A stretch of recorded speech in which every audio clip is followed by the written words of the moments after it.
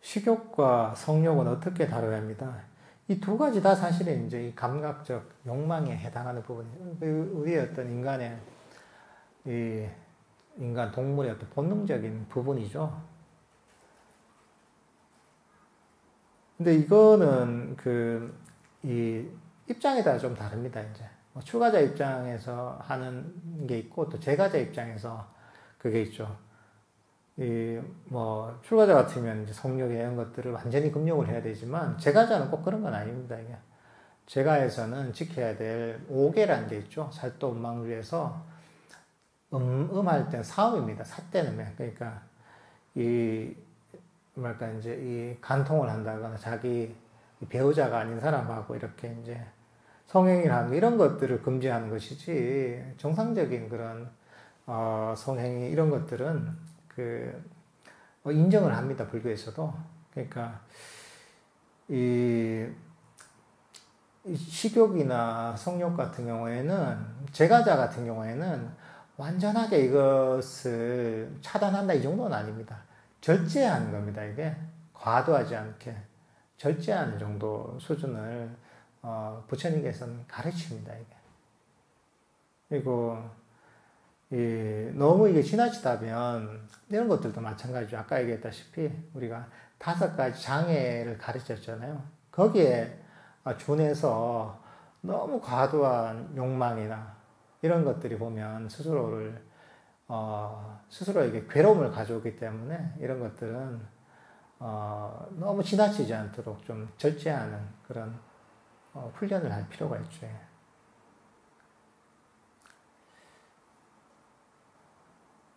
행복은 인간관계와 깊은 관계가 있는 것 같습니다. 주변에 마음 터놓고 이야기할 친구나 애인이 없을 때, 그리고 주변의 지인들이 친구들과 즐겁게 지내는 모습을 볼 때 부럽고, 나는 혼자 외로웠나 하고 너무 괴롭습니다. 어떻게 하면 비교하지 않고 혼자 있어도 마음이 여여할 수 있을까요? 그렇죠. 아무래도 주위에 좋은 친구도 있고, 여자친구도 있고 이러면, 덜 외롭고, 좀 좋겠죠. 그죠? 그렇지만, 이게 또 좋게 바라볼 수도 있습니다, 이제. 만약에 이제 이제 내가 너무 사람들하고 많이 만나고, 또는 너무 이제 여자친구하고 시간을 많이 보낸다, 이러면, 또 자기 자신을 되돌아볼 또 기회는 없습니다, 이게. 때로는, 고독하고 외롭고, 괴로울 때가 또 자기 자신을 돌아볼 또 그런 기회가 되기도 합니다. 또 지금 약간 너무 외롭고 좀 고독한 시기라면 정말 내 자신을 돌아볼, 내 자신을 성찰할 인생의 또 기회가 왔구나 이렇게 또 바라볼 수도 있습니다. 그래, 내가 이제 지금 이럴 때는 그래, 주위에 내가 사람 관계 때문에 바쁜 일도 없으니까 내가 명상을 통해 마음을 한번 참 개발해 봐야겠다. 이렇게 마음을 먹으셔도 괜찮습니다, 이게. 그 세상에 나쁜 건 없습니다, 이게. 다, 그 상황을 어떻게 바라보고 어떻게 활용하느냐에 따라서, 이게 내 자신의 발전에 큰 도움이 될 수도 있습니다, 이게. 여러 가지 사람 관계고, 교우 관계가 좋고, 이러면 좋겠지만, 또 때로는 너무 이제 고독하고 외롭고 혼자 있는 시간이 많으면, 그게 보면 정신적 개발이 굉장히 좋습니다. 그래서 명상하는 사람 같은 경우 오히려 좀 고독한 시간 또는 혼자 있는 시간을 많이 가지려고 노력을 많이 합니다. 근데 세상 일이 바빠서 또는 상황이 그렇게 되지 않아서 혼자만의 시간을 갖지 못하는 사람도 참 많거든요. 그런 사람 비하면 얼마나 복을 받았습니까, 이제.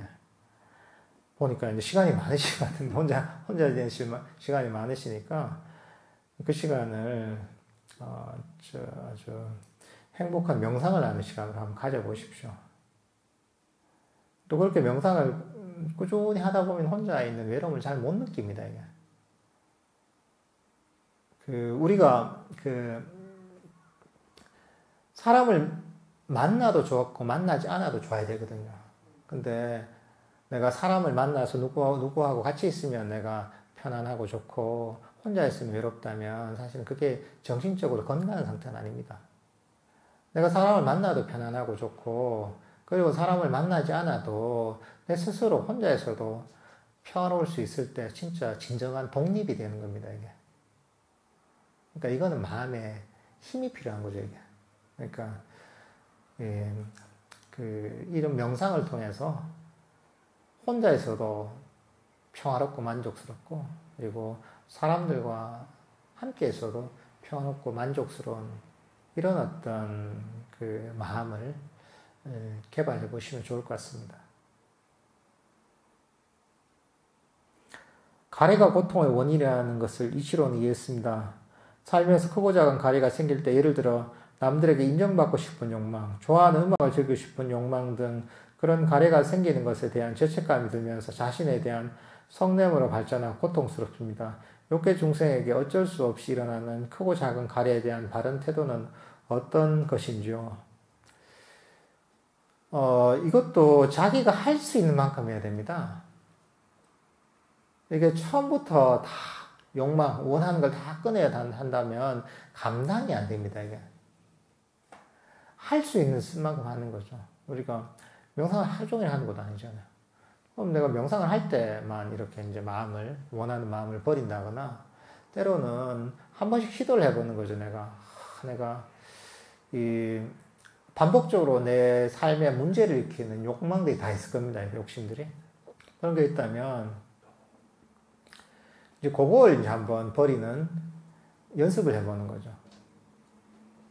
내가 할 수 있을 만큼만 해야 됩니다. 근데 내가 할 수 없는 걸 자꾸 더 하려고 하는 것 자체가 보면 그게 바로 욕망이잖아요. 그러니까 감각적 욕망을 버린다고 하면서 더 또 가래와 욕망을 일으키는 거죠. 내가 지금 존재하지도 않는 거 그걸 더 바라면서 더 하니까 그게 바로 고통의 원인이 되는 거죠. 그러니까 아까도 얘기했다시피 작은 것에 만족하는 게 좋습니다. 이게. 내가 하루에 꾸준하게 명상을 하는 것만으로도, 또는 내가 가래나 욕망이 있다, 욕망을 일으킨 한 분야가 있다면 거기에 대한 욕심을 버리는 것만으로 할 수 있는 만큼 그것만으로도 내가 충분하다는 이런 어떤 마음을 개발이 됩니다. 그리고 이제 그렇게 마음을 개발하다 보면 점점 더 많은 것들을 버릴 수가 있습니다. 옛날에는 명상하다 보면 옛날에는 되게 흥미롭고 재밌게 느껴졌던 것들이 별로 재미가 없어지는 게 생깁니다, 이게. 그러면 그게 자연스럽게 버려질 수가 있습니다, 또. 그러니까 내가 현재 할 수 있는 범위 내에서 그걸 잘 이제 내가 파악을 해서 그 범위 내에서 해야 됩니다. 그리고 나서 이제 나머지는 자연스럽게 이제 점점 명상이 진행되면서 점점 내가 가지고 있던 욕심을 버리는 그런 방향으로 내가 마음을 개발하면 좋습니다. 한 번에는 뭐든지 되는 게 없습니다. 할 수 있는 정도까지만 하는 것, 그리고 그걸 꾸준히 하는 게 이게 중요합니다. 평소에는 명상을 꾸준하게 아침 저녁으로 하는 그것만이 대단한 겁니다, 이게. 일단은 그걸 목표로 하는 게 좋습니다. 아침 저녁으로 최소한 아침 저녁으로 내가 꾸준하게 명상을 한다, 이걸 목표로 하시고, 그리고 나머지 내가 명상을 하는 것은 그냥 덤으로 한다, 이런 마음을 하시면 좋습니다. 뭐 그것만 해도 대단한 겁니다. 예.